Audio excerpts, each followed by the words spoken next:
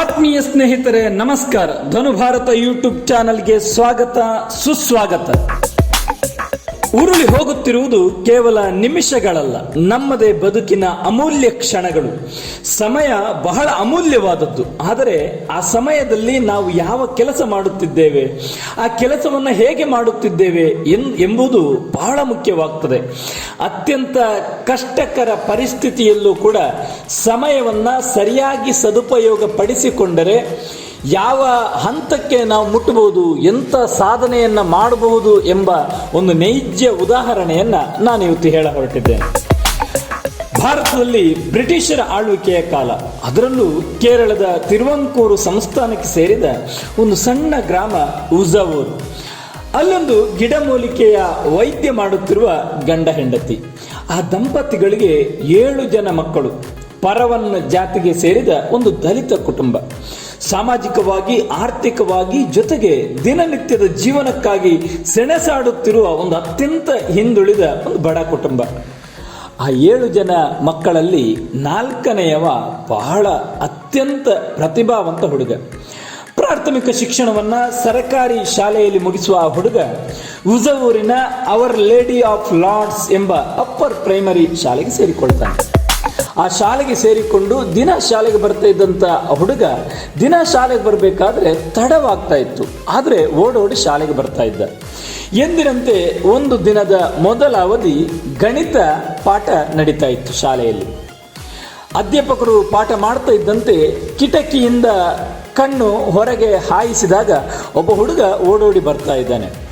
Bag ಅಂತ ಹೇಳ್ಬಹುದಷ್ಟೇ, ಒಂದು ರೀತಿಯ ಕೈ ಚೀಲ ಅದು, ಅದರಲ್ಲಿ ಪುಸ್ತಕಗಳನ್ನು ತುಂಬಿಕೊಂಡು ಓಡೋಡಿ ಬರ್ತಾ ಇದ್ದ.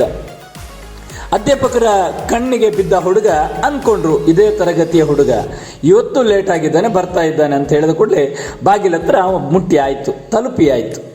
ಬಾಗಿಲಲ್ಲಿ ಅಧ್ಯಾಪಕರು ತಡೆದ್ರು. ದಿನ ಲೇಟಾಗಿ ಬರ್ತೀಯ, ಬರ್ಲಿಕ್ಕಿಲ್ಲ ತರಗತಿ ಒಳಗಡೆ, ಹೊರಗಡೆ ನಿಂತ್ಕೋ ಅಂತೇಳಿ ಅಧ್ಯಾಪಕರು ಗಣಿತ ಪಾಠವನ್ನು ಮುಂದುವರಿಸಿದ್ರು.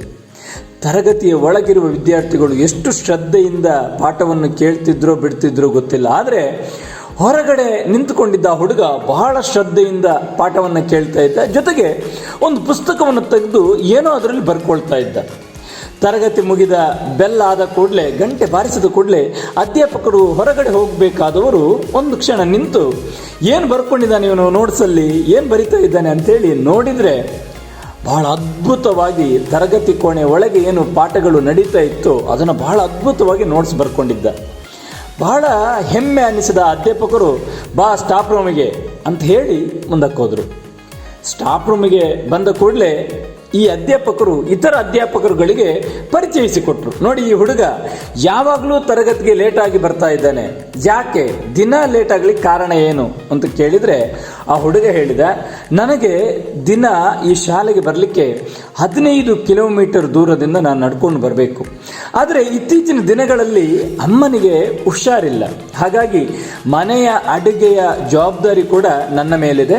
ಜೊತೆಗೆ ಅಮ್ಮನಿಗೆ ಬೇಕಾದ ಅಡುಗೆ ಆಹಾರವನ್ನೆಲ್ಲ ತಯಾರು ಮಾಡಿಟ್ಟು ಅವರಿಗೆ ಕೊಟ್ಟು ನಾನು ಓಡೋಡಿ ಬರ್ತೇನೆ.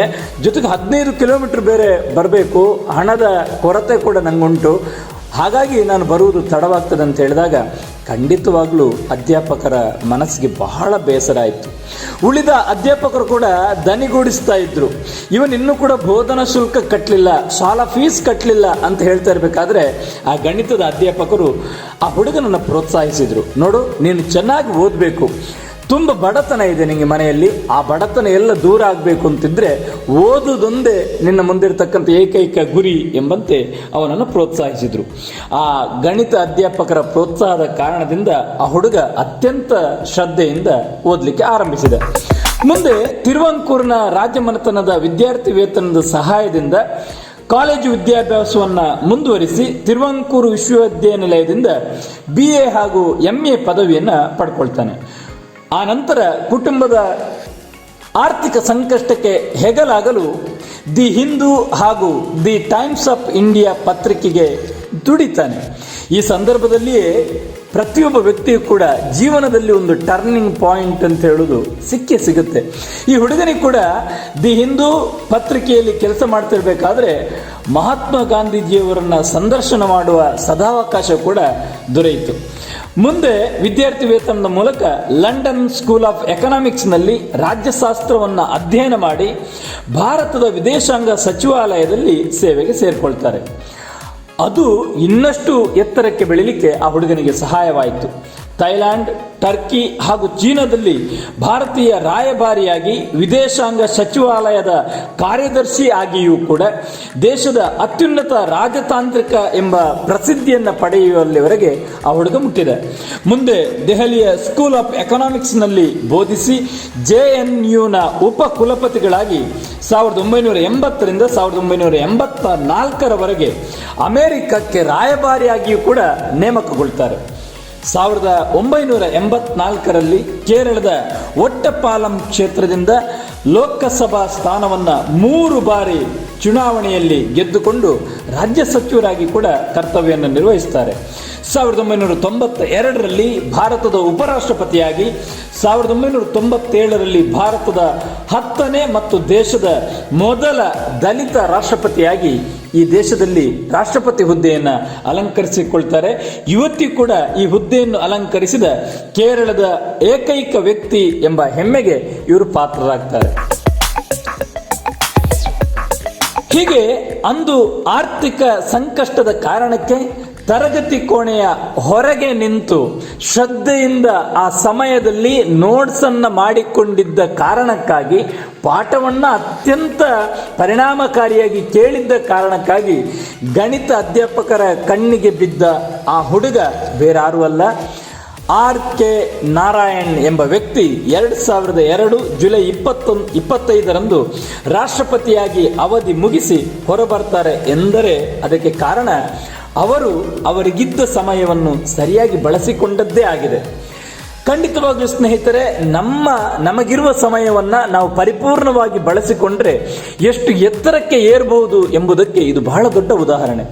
ಚಿಕ್ಕ ಅಕ್ಕಿ ಗಿರಣಿಯಲ್ಲಿ ಕೆಲಸ ಮಾಡುತ್ತಿದ್ದ ಒಬ್ಬ ಹುಡುಗಿ ಬಿಡುವಿನ ಸಮಯದಲ್ಲಿ ಓದಿಕೊಂಡು IAS ಉತ್ತೀರ್ಣಳಾಗಿದ್ದಾಳೆ ಎಂಬ ಸುದ್ದಿ, ಮದುವೆಯಾಗಿ 2 ಮಕ್ಕಳಿರುವ ತಾಯಿ ಬಿಡುವು ಮಾಡಿಕೊಂಡು ಓದಿ IARS ಪರೀಕ್ಷೆಯಲ್ಲಿ ಉತ್ತಮ ರ್ಯಾಂಕ್ ಗಳಿಸಿ ಆದಾಯ ಇಲಾಖೆಯಲ್ಲಿ ನೌಕರಿ ಗಳಿಸಿದ್ದಾಳೆ ಎಂಬ ಸುದ್ದಿ, ಮತ್ತೊಬ್ಬ ಯುವಕ ಸ್ವಚ್ಛಗೊಳಿಸುವ ಕೆಲಸ ಮಾಡುತ್ತಾ ಬಿಡುವಿನ ವೇಳೆಯಲ್ಲಿ ಓದಿಕೊಂಡು ಉಪ ಜಿಲ್ಲಾಧಿಕಾರಿ, ಡೆಪ್ಯೂಟಿ ಕಲೆಕ್ಟರ್ ಆಗಿದ್ದಾನೆಂಬ ಸುದ್ದಿ ನಮ್ಮ ಕಿವಿಗೆ ಆಗಾಗ ಬೀಳ್ತಾನೆ ಇದೆ.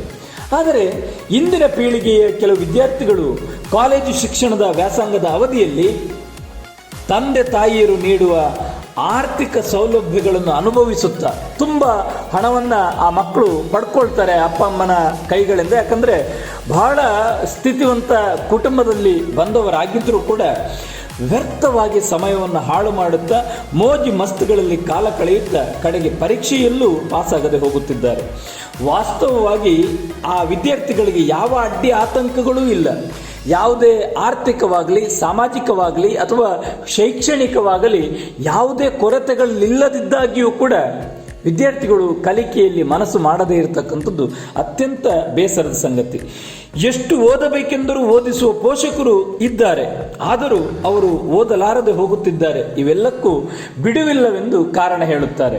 ಖಂಡಿತವಾಗ್ಲೂ 4:15 ಗಂಟೆಗೆ ರೈಲಿನಿಂದ ಎಸೆಯಲ್ಪಡ್ತಿದ್ದಂಥ ಪೇಪರನ್ನು ಎತ್ತಿಕೊಂಡು ಅದನ್ನು ಮನೆಗೆ ಹಾಕಿ ಆಮೇಲೆ ಶಾಲೆಗೆ ಹೋಗ್ತಿದ್ದಂಥ APJ ಅಬ್ದುಲ್ ಕಲಾಂ ಪಟ್ಟ ಕಷ್ಟ, KR ನಾರಾಯಣ್ಗೆ ಇದ್ದ ಕಷ್ಟ, ಡಾಕ್ಟರ್ BR ಅಂಬೇಡ್ಕರ್ಗೆ ಇದ್ದ ಕಷ್ಟ ಇವರು ಯಾರಿಗೂ ಇಲ್ಲವೇ ಇಲ್ಲ. ಆದರೂ ಓದಿನಲ್ಲಿ ಆ ಆಸಕ್ತಿ ಮತ್ತು ಶ್ರದ್ಧೆ ನಮಗೆ ಕಾಣಿಸ್ತಾ ಇಲ್ಲ. ಇಂದಿನ ಪೀಳಿಗೆಯ ವಿದ್ಯಾರ್ಥಿಗಳು ನಮಗಿರುವ ಸಮಯವನ್ನು ಜ್ಞಾನಾರ್ಜನೆಗೆ ವಿನಿಯೋಗಿಸಿಕೊಳ್ಳಬೇಕಾದ ಅನಿವಾರ್ಯತೆ ಬಹಳವಾಗಿ ಇವತ್ತಿದೆ. ಎಲ್ಲ ಸಾಧಕರಿಗೂ ಹಾಗೂ ನಮಗೂ ಸಮಾನವಾಗಿ ದಿನಕ್ಕೆ 24 ಗಂಟೆಗಳೇ ಇವೆ.